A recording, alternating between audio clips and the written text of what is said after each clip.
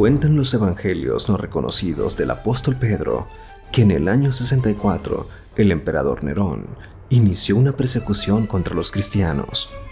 Y ante el temor de ser crucificado, Pedro escapa de Roma por la vía Apia solo para encontrar en el camino a Jesucristo, que iba cargando una cruz. La historia advierte que cuando Pedro vio a Jesús le preguntó: ¿Quo vadis, Domine? Es decir, ¿a dónde va, Señor? Y Cristo le contesta: Romam vado iterum crucifigi. Es decir, voy a Roma para ser crucificado de nuevo. Era un sutil reclamo a quien en ese momento huía de su destino.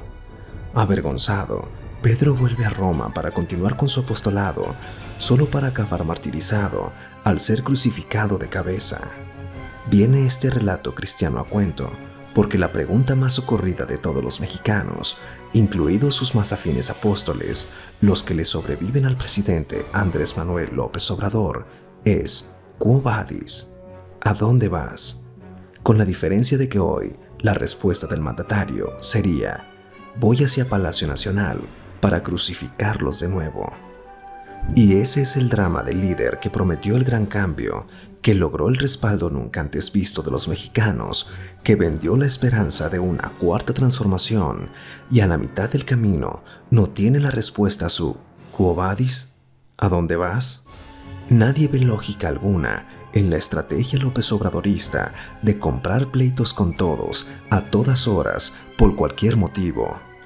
La semana pasada fue con los saqueadores de España, hoy con los metiches intervencionistas de Estados Unidos, mañana con las instituciones, el INE y el INAI, y todos los días con los corruptos periodistas y con los conservadores golpistas que lo quieren derrocar.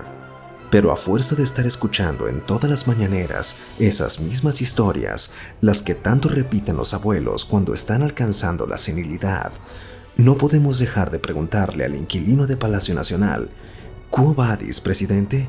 ¿A dónde vas, presidente? Porque la pregunta no es solo para descubrir hacia dónde va él, sino lo más importante, hacia dónde lleva al país, hacia dónde nos dirigimos los mexicanos, cuál es el destino de la nación que naufraga hoy entre odios, radicalismos y descalificaciones. Y la duda no es exclusiva de los detractores, sino también de sus apóstoles del gabinete, que solo contemplan impávidos, silenciosos, complacientes, la ausencia de un rumbo. Marcelo Ebrard ya optó por bajar su perfil y guardar silencio antes que cuestionar la sorpresiva e inexplicable pausa con España o el reparto de embajadas a personajes impresentables como Pedro Salmerón o Jesús Rodríguez, o al igual que a priistas premiados como Quirino Ordaz o Claudia Pavlovich. Rogelio Ramírez de la O, reconocido economista y financiero, el tercer secretario de Hacienda en 3 años, también optando por un perfil casi de fantasma ante la imposibilidad de justificarlo todo, de tener con qué responder a la misma pregunta: ¿a dónde van la economía y las finanzas nacionales? ¿Quién crucificó el crecimiento pospandemia? Y por más que se instale como la favorita del Mesías, como la Magdalena de la Biblia cuatroteísta, cada día a Claudio Sheinbaum le cuesta más caro enjugar sus lágrimas de impotencia en el manto del presidente López Obrador. Adán Augusto López, la más reciente inclusión, más que apóstol, opera como guardia pretoriano, mostrando a los detractores el tamaño de las cruces, lo mortal de los clavos y lo afilado de las lanzas. Repliéguense, desistan. El único evangelista sobreviviente de la Cuarta Transformación lleva el nombre de Jesús y se apellida Ramírez. Es a quien se le acusa de ser el sembrador de los odios en el pecho que no es bodega del inquilino de Palacio Nacional.